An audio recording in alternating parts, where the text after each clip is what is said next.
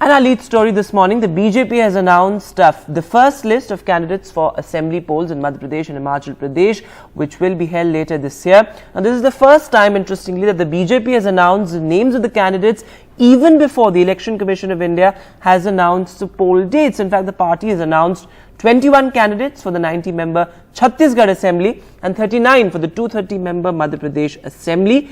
In fact, the announcement comes just a day after Prime Minister Narendra Modi chaired a meeting of the BJP's Central Election Committee, the party's decision-making body for the selection of candidates and the preparation of poll strategies. In fact, what's also interesting is that the names of big ministers like Shivraj Singh Chauhan is omitted from this particular list. That is something that we're expecting after a few weeks. But what's most interesting is the fact that even before the Election Commission has announced the poll dates, the BJP has come up with its first list of candidates for Madhya Pradesh and Chhattisgarh.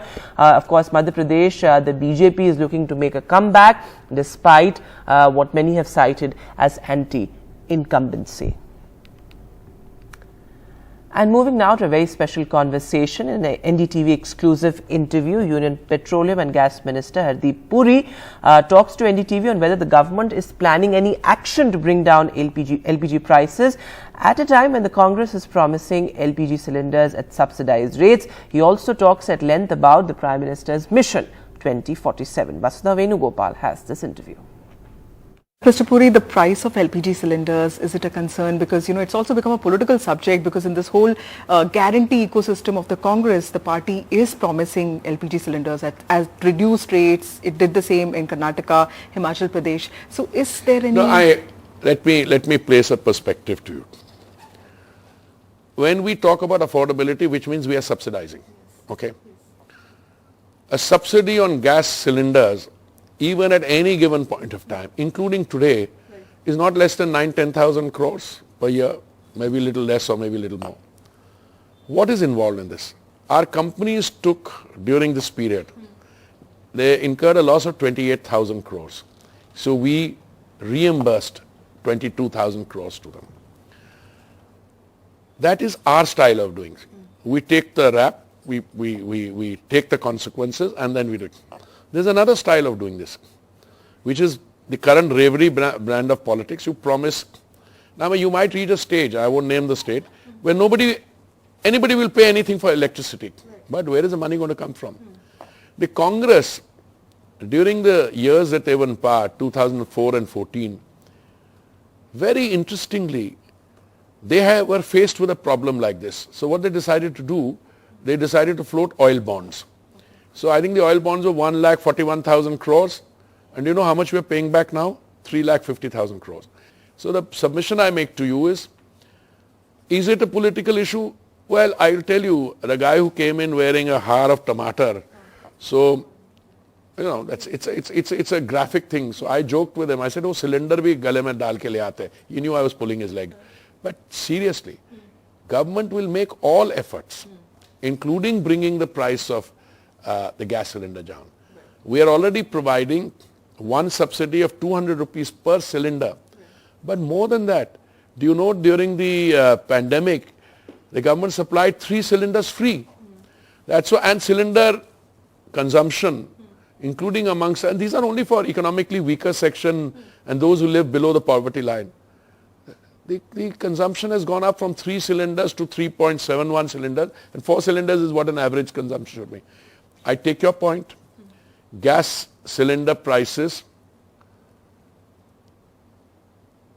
it will depend on the global situation. Obviously, the price is going up, but I am very confident that we've navigated this well, and even the time to come also, that the government is seized of it and they will receive. But we will do it in a responsible manner. Some of the others who are promising relief actually are not being able to pay up.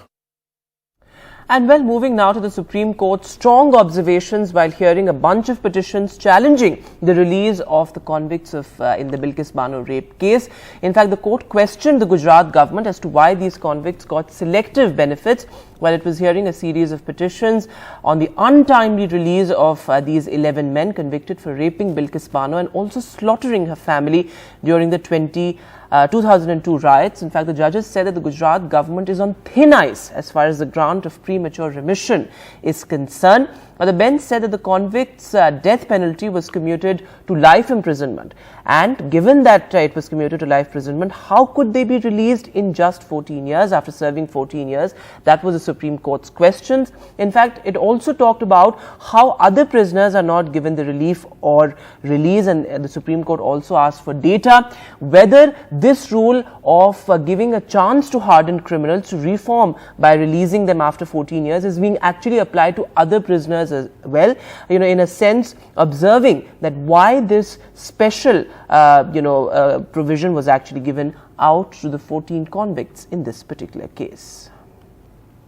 And moving now to our other big focus. Well, Parimal Kumar is on ground in Himachal Pradesh, tracking the trail of devastation after the rain mayhem there. In fact, those people who are living in flood-prone areas and low-lying areas have been shifted to safer places by the government. They've been shifted to community centers. But what's really the situation in those community centers? Many people recount their stories of how they've lost their loved ones, they've lost their houses as rain wreaked havoc. Well, Himachal Pradesh has broken a 50-year rain record. Parimal Kumar has this ground report. इस वक्त हम शिमला के कृष्णानगर में हैं।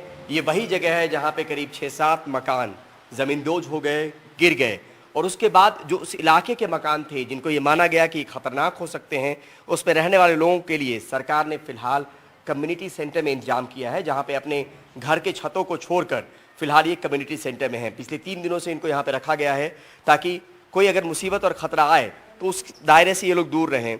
तो लोगों से बात करने की कोशिश भी करते हैं। आपका भी अपना घर था वहाँ पे? झुग्गी था? जी सर, झुग्गी था। झुग्गी था? हाँ, गिर गया हो। आपका गिर गया? जी। तो बेघर? जी, जी सर, गिर गया। हम लोग बेघर हो गए तो यहाँ पे जो यहाँ के कमेटी मेंबर है वो बोले यहाँ पे रहो, पूरी सुविधा मिलेगा। अब पता नहीं घर कैसे जोड़ के फिर बनाएंगे, तो बनने लायक है नहीं जिस हालत में। आपका क्या हुआ, गिर गया या डेंजर में चला गया? डेंजर में है सर। डेंजर में है, गिरा नहीं? नहीं, अभी गिरा नहीं है, डेंजर में है, दरारें है। अब वहाँ से यहाँ पर जो कमेटी के आदमी है वहाँ हमको यहाँ पर बोले कि से चलो वहाँ पर हम बिस्तर देते हैं, वहीं पर खाना पीना सब वहीं पर मिलेगा, वहीं रहना है। तो क्या मन में ये सवाल नहीं आता आप लोगों को कि ये इंतजाम आखिर कब तक होगा? जिस जमा पूंजी से आप लोगों ने अपने घर को तैयार किया होगा। हम सर घर से बेघर हो गए। मैं जो बिल्डिंग में रहता वो गिर गया, सारा सामान भी बह गया। तो मैं यहाँ जा रहे थे ऊपर बस स्टैंड, तो बोले कि ये यहाँ आ जाओ सारे आदमी, मोहल्ला में हम बहुत दिन से रह रहे हैं इस मोहल्ले में। शिमला में कई घरों में दरारें हैं, लेकिन जो कृष्णानगर का इलाका है यहाँ पे करीब 40 घर ऐसे होंगे जिनको ये घोषित किया गया कि डेंजर है, खतरनाक हो सकते हैं। लिहाजा करीब 200 लोग अलग अलग कम्युनिटी सेंटर में उनको रखा गया है। महिलाओं के लिए अलग इंतजाम है, पुरुषों के लिए अलग इंतजाम है। कितनी तकलीफ और चिंता है? चिंता तो है सर कि रात को मकान गिर जाए तो सारे लोग दब के मर जाएंगे, तो चिंता नहीं है। आए प्रदेश में कमाने के लिए, फिर इतना तो ज़्यादा ही दुख है। हमारे आंखों के सामने ही वहाँ पर ना स्लेटर हाउस, पहले पेड़ गिरा, उसके बाद में स्लेटर हाउस गिरा, फिर उसके बाद में एक पेड़ गिरा। तो ये बहुत हमें भी डर है कि हम भी तो हमारा भी घर गिर सकता है, हमें भी डर है, इसलिए हम यहाँ पर आए हैं। ये दिहाड़ी पे काम चलता है आप लोगों का? कैसे, अगर अब ये नहीं कर पा रहे तो कैसे काम चलेगा? अब कैसे कितना दिन से दिहाड़ी नहीं करता? अब बारिश जैसे बीच बीच में कभी 1-2 दिन के लिए रुक गई तो 1-2 दिन बाद गया, जब 1-2 दिन गया काम करने वो भी नहीं लगा काम, तो फिर क्या करना? अब काम भी नहीं मिल रहा। तो कई जगहों पे शिमला में दरार आई है घर में, और ये जो विभीषिका है, त्रासदी है, परेशानी है, फिलहाल पता नहीं कि उसका हल कब तक निकलेगा, लेकिन फिलहाल प्रशासन के तौर पे एक इंतजाम जरूर किया गया। आप? हाँ जी जी सर, अब हमारा तो सारा सामान गिर गया, उसके अंदर चला गया। अब हम लोग बेघर हैं, अब कैसे हम लोग रात काटने से हम ही लोग जानते हैं। अब कितने दिन तक रहेंगे इसे कोई पता नहीं है। हालात जिस्म सूरत जहां और भी खराब, चारों तरफ खराब, यहाँ और भी खराब। शिमला से कैमरा पर्सन सुधीश कुमार राम के साथ Parimal Kumar, NDTV India. the human cost of the monsoon mayhem in Himachal Pradesh. Over 70 people have died and families, entire generations have been wiped out. But the hill state's economy has also suffered a major setback. The tourism and services sector that contributes more than 15% to the state's GDP has been badly affected, while the apple industry, which also accounts for a lot of the economy in Himachal Pradesh, is staring at massive losses. The state's focus, however, right now remains on rescue operations. Parimal Kumar has this ground report. Abhay and Geetika Dogra have been running a hotel and a cafe in Shimla for 20 years. But with the unprecedented monsoon and its disastrous effects, occupancy is down from the usual 50 to 60% to just 5%. After being hit by a falling tree, there are cracks in the cafe. खींच खचा के कोई 3-3.5 लाख का तो minimum off season में कर ही लेते थे महीने में। और अभी अब क्या बोलूँ, हज़ारों में भी नहीं पहुँच रहे सर। तो बहुत बुरा हाल हो गया हुआ है। एक्चुअली कैफ़े हमारा 12 तारीख को ये रात को गिरा था पेड़। उसके बाद से 2 दिन तो हमने टोटली क्लोज रखा क्योंकि पेड़ को उठाना पड़ा, क्योंकि अब इतनी सारे एक्सपेंसेस हैं, खर्चा है, तो हमने फिर भी इसको 15th को ओपन कर दिया था। Once full of tourists, these streets are now deserted. Taxi drivers spend the entire day waiting for fares. जब से ये आपदा बनी है तो यहाँ पे स्थिति 2000 से 200 रुपए पे आ गई है। मतलब एक दिन में पहले कितना कमा लेते थे पीक सीजन में, और अब कितने पे आ गई? अब 200 रुपए पे आ गई। The apple business has been hit too. The unseasonal rain in March and April damaged apple flowers. Whatever survived cannot be transported now on the broken roads. 75% फसल जो है अभी हमारी बर्बाद हो गई है। उसका कारण क्या है? आज खेत में फसल तैयार है, जो निचले इलाकों के क्षेत्र है जिसको लो हाइट हम कहते हैं, उसका सीजन चला गया है बर्बादी के अंदर। 10-10, 15-15 दिन वो बड़ी मुश्किल से पीठ पर ढोकर उसने किया है। आज भी जो ग्रामीण क्षेत्र है, अभी हमारे हाईवेज नहीं चल रहे हैं दोनों, आपने देखा है जो मुख्य हाईवे है, तो ग्रामीण क्षेत्रों में तो अभी हमारी 90% सड़कें बंद है। आज सेब का बागवान इतना चिंतित है कि वो अपनी फसल को किस प्रकार से, जो बहुत बड़ा नुकसान उसको है, तो ये बहुत बड़ा एक आर्थिक संकट हमारे प्रदेश के अंदर आएगा। Tourism and apples contribute 15% of Himachal's GDP. Now the Chief Minister has estimated it will take 10,000 crore rupees for the state to get back on its feet. Tourism एक आप समझे कि टूरिज्म हमारा जो जीडीपी में 7% का जो कंट्रीब्यूशन रहता है, जो हमारा जीडीपी है, और एप्पल इंडस्ट्री का भी तकरीबन इतना ही है। ये 2 बड़े सेक्टर्स हैं जो हमारे जीडीपी में सबसे बड़ा कंट्रीब्यूट करते हैं, और ये दोनों इस बार जो है इफेक्ट हुए हैं बुरी तरह से।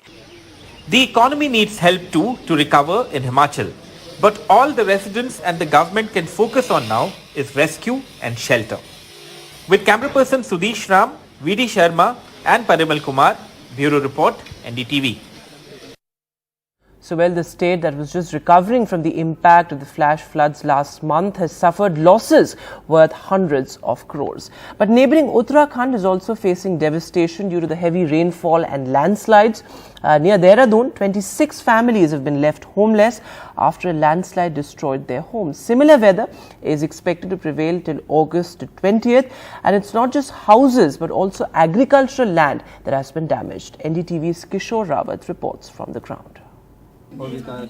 Uttarakhand's rain damage captured through the eyes of Jharkhand village near Dehradun, where almost all 26 families have lost their homes to this landslide.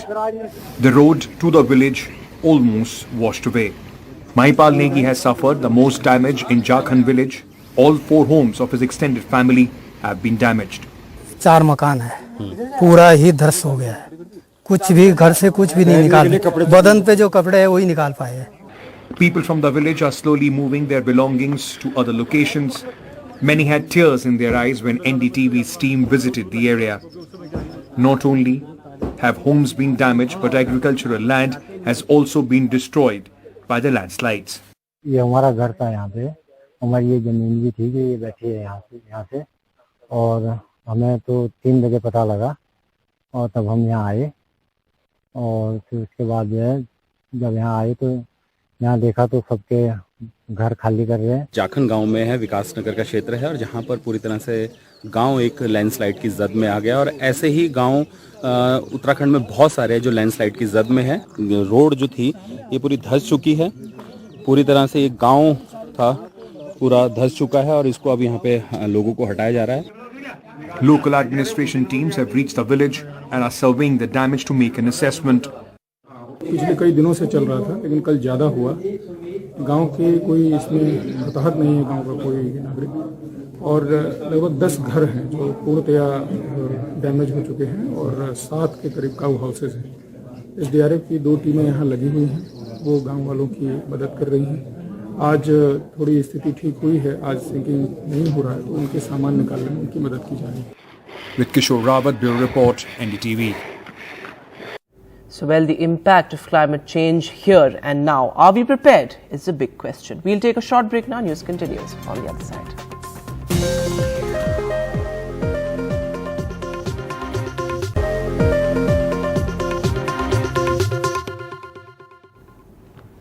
Welcome back as we discuss a renewed economic outlook. Which are really the most expensive cities in India and which ones are the most affordable?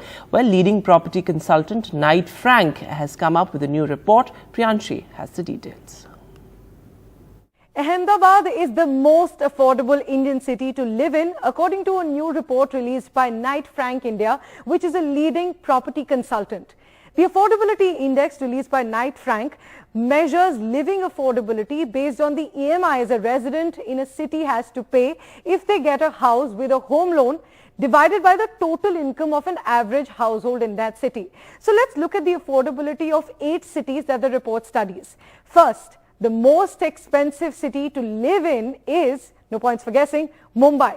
For Mumbai, the home loan EMI to income ratio is a whopping 55%, meaning that an average household has to pay more than half of its income on home loan EMIs if they have to get a house on loan in Mumbai. Next, Hyderabad is the second most expensive city with an EMI to income ratio of 31%. At the third spot, it's the Delhi National Capital Region, where you have to shell out 30% of your income for home loan EMIs. Tamil Nadu's Chennai is at the next spot with an EMI to income ratio of 28%. Next, at the fifth spot, it's Pune in Maharashtra, where an average household has to pay 26% of their income on home loan EMIs. The rate is the same for Kolkata in West Bengal. And in the end, the most affordable Indian city to live in is Ahmedabad in Gujarat, where an average household needs to pay 23% of its income for home loan EMIs. Now, this index makes certain assumptions. It is assumed a loan term of 20 years, a loan to value ratio of 80% and a fixed house size across cities. Now, over the last 1 year, living in these cities has only become more and more expensive. These EMIs to income ratios across these cities have actually gone up around 1 to 2 percentage points. That's because the Reserve Bank of India has hiked its key lending rate by 250 basis points since last year. This increased the EMI load across cities by an average of 14.4% since then. The worst impacted category has been houses that cost less than 50 lakh rupees. Sales in this category have gone down.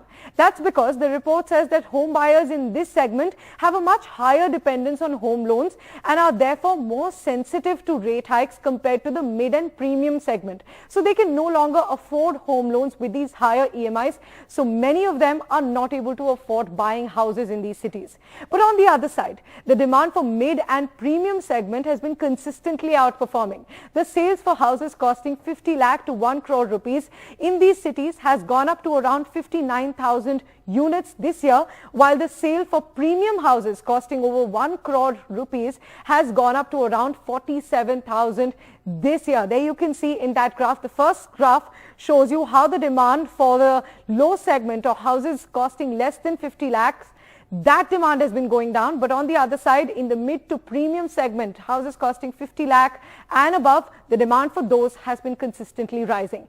And overall, the residential demand is at a multi-year high, according to the report, while clearly the lower and middle income groups are suffering.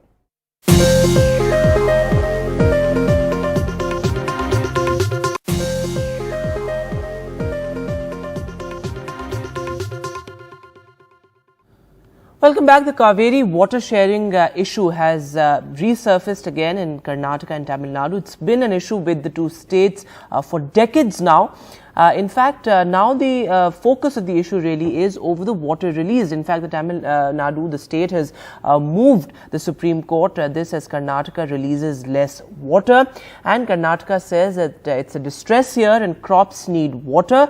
But it's become a huge BJP versus Congress political flashpoint in Karnataka, with the BJP blaming the Congress government, saying that the Congress has betrayed the farmers. You all know that there is a lot of shortage for water, and Tamil Nadu also has utilized for their crops. But in Karnataka we are in a very distressed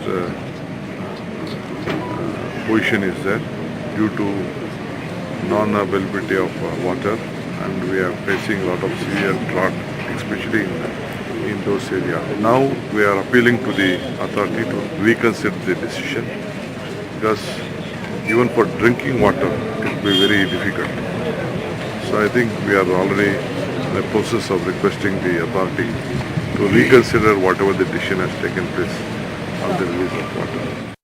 Congress government in Karnataka has betrayed the farmers and people of Kaveri river basin. And well, shifting focus back to the aftermath of the devastation in Himachal Pradesh. While the weather is clearing, for many families the loss is irreparable. Over 70 people have died in the past couple of days in fresh bouts of landslides and cloudbursts in the state. But the big worry is that the losses in infrastructure in the state amount to around 10,000 crore rupees, while over 2,500 people have been relocated to safer areas. While the infrastructure can be rebuilt, many families have lost their loved ones and they demand accountability. Parimal Kumar has this ground report.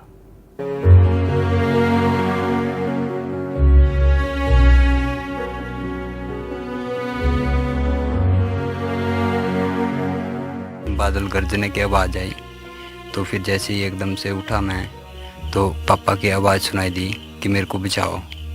तो मैं जैसे ही उठा, मैंने दरवाज़ा वगैरह तोड़ा, अंदर गया तो देखा इनको ऊपर मलबा था आया हुआ जी। तो मैंने थोड़ा सा इनको उठाया ऊपर, तब इनको बोला, मैं कहा आप ठीक है? कहते हाँ मैं ठीक हूँ। और फिर उसके बाद मैं परे सिस्टर के रूम को गया, उनका पूरा कमरा मलबे के साथ फुल था।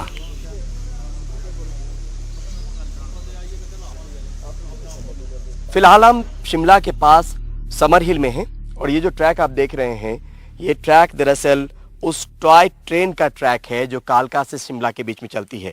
आप यहाँ पर देखिए, ये ट्रैक है और ये ट्रैक के नीचे जो है मरम्मत करने में एक लंबा अच्छा खासा वक्त लगेगा। और जो लैंडस्लाइड हुआ, जो बादल फटा, उसके बाद जो सैलाब एक तरीके से पानी जो यहाँ से निकली, वो नीचे किस तरीके से इस ट्रैक के अंदर का पूरा जो बेस था उसको लेते हुए अंदर चली गई।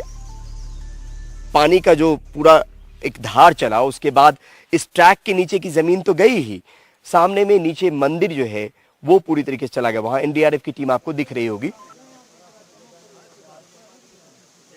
अब पहाड़ की इन मुश्किल रास्तों से होते हुए हम वहां तक पहुंचने की कोशिश कर रहे हैं जहां पे बताया जाता है कि 100 साल पुराना शिव मंदिर था, लेकिन अब स्थिति क्या है वो भी देखिए।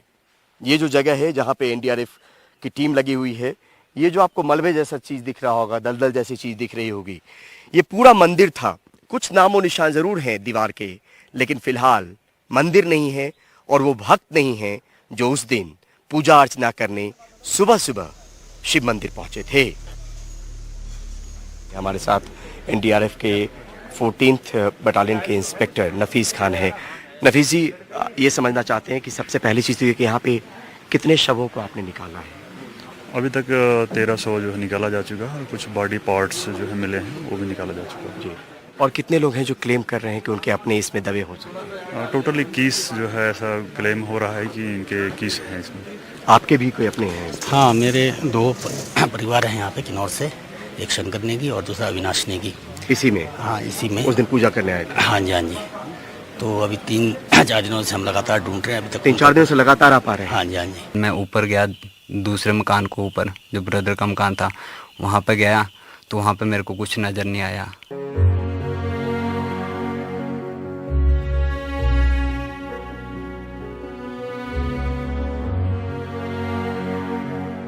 कौन कौन लोग थे परिवार में जो अब नहीं हैं? मेरे भाई साहब नहीं हैं, 3 बच्चे नहीं हैं, भाभी नहीं है, बहू नहीं है, 5 आदमी नहीं हैं, 2 अभी मिले नहीं, भाई साहब और एक बेटी मिली नहीं, पोती जो है हमारी मिली नहीं जी, अभी तक मिली नहीं, वो चल रहा है उसमें। हाँ, रेस्क्यू चल रहा है। लेकिन इतना वक्त बीतने के बाद भी अब संभावना तो धीरे धीरे खत्म ही होती जा रही है। मन में एक चिंता भी रहता होगा, हर दिन जाते भी होंगे। मन में ये है कि अंतिम दर्शन तो हम कर लें। हर परिवार की होती है कि मैं अपने भाई के दर्शन तो कर लूं जाती बार। यही कर रहे हैं कि हमारे भाई मिल जाए, हमारे उसकी गति मुक्ति हो जाए।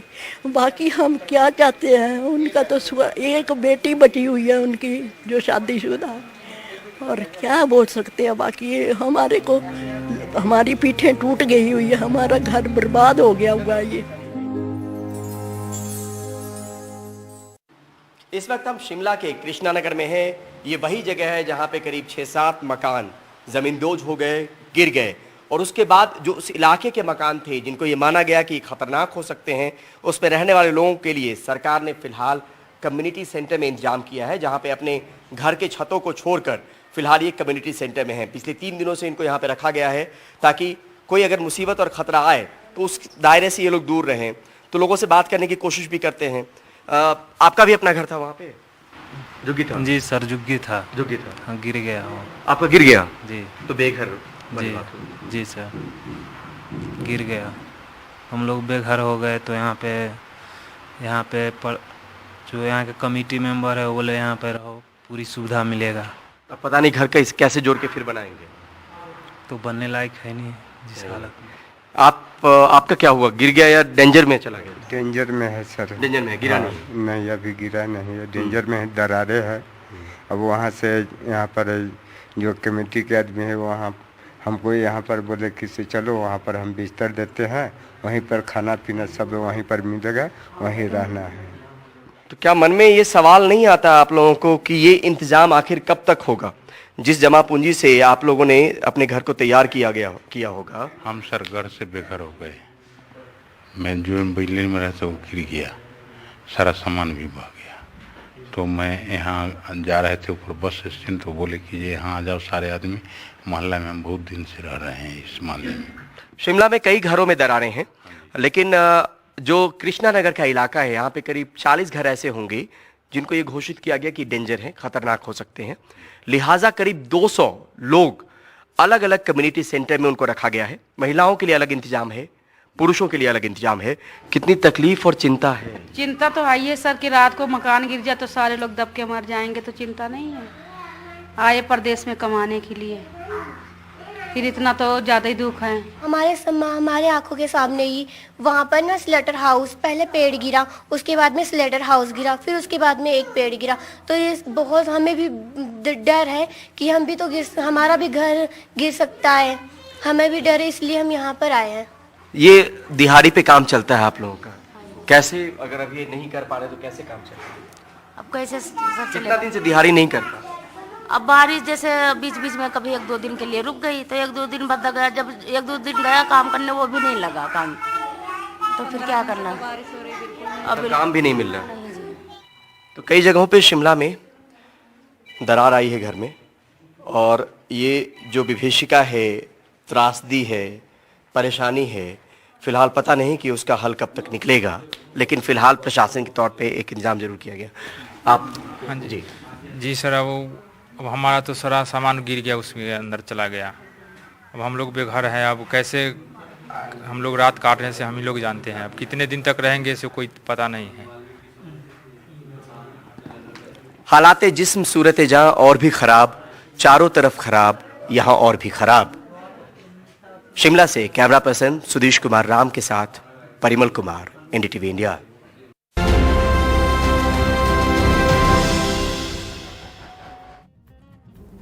Let's get your wrap of all the big international stories we are tracking. The Maui wildfires have killed more than 100 people, and aerial footage shows the devastation brought by the wildfires in Lahaina in Hawaii. The fires have destroyed the historic town of Lahaina on the island of Maui. In fact, the wildfires are the deadliest in US history in almost more than a century. The footage shows homes and cars consumed by the wildfires. There you can see those aerial visuals showing the extent of devastation.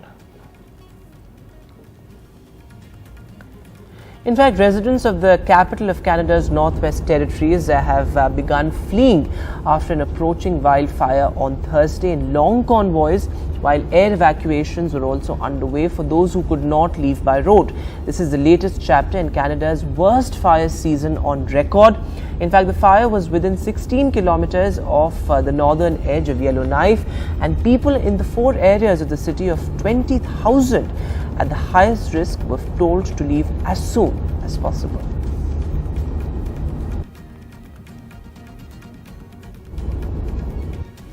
In other news, a strong earthquake shook the Colombian capital, Bogota, on Thursday, setting off sirens and sparking brief panic as well, including in one woman who died after jumping from a building. As per authorities, no major damage was reported, but according to the mayor, there were reports of people trapped in elevators and other minor events. In fact, the Colombian Geological Survey put the earthquake's magnitude at 6.1, while the US Geological Survey reported it at around 6.3. Now, Colombia's Congress was partially damaged in the earthquake as well. And in Pakistan, Pakistan has sworn a caretaker cabinet under interim Prime Minister Anwar-ul Kakar on Thursday, tasking it with running the country until fresh elections, which were to be held later this year. Now, of course, the immediate task at hand for the new cabinet is the economic precariousness. The caretaker's cabinet top job will to be lead Pakistan towards more stability, with the $350 billion economy treading a narrow recovery path after getting a last-minute $3 billion bailout deal from the IMF, averting a sovereign debt default. And lawyers for Donald Trump yesterday requested an April 2026 trial date on the federal charges that he conspired to overturn the 2020 election long after next year's presidential vote. The request comes as lead prosecutor Jack Smith is pushing for a January 2nd start date in the case, one of the 4 criminal prosecutions that Trump is facing in the middle of his White House re-election campaign. He was indicted for election fraud earlier this week.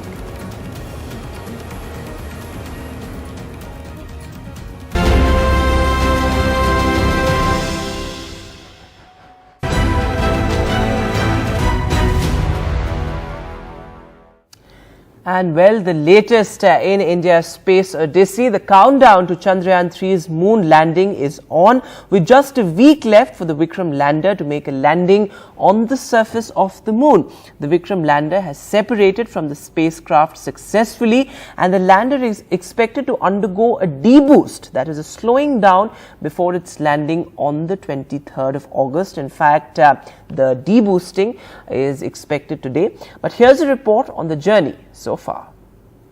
4, 3, 2, 1, 0.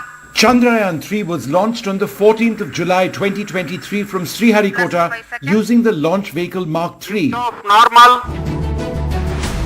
It reached the moon's orbit on the 5th of August and has since been orbiting the moon. On the 16th of August, the Chandrayaan was put in an orbit of about 153 kilometers by 163 kilometers, and all lunar-bound maneuvers were completed. Today, after the propulsion module and the Vikram lander separate, and that's a process that you can see here in this animation, the propulsion module will continue its journey in the same orbit, having done its job. The Vikram lander will be further deorbited into a 100 kilometer by 30 kilometer elliptical orbit. On the 23rd of August, after the preloaded commands are triggered, the Vikram lander will attempt a soft landing on the surface of the moon. After the lander touches down and the lunar dust settles, the Pragyan rover will be rolled down. Vikram will take images of the Pragyan rover and the rover will take images of the lander. The first Indian selfies from the lunar surface will arrive. The 14 Earth Day planned scientific exploration of the moon will begin.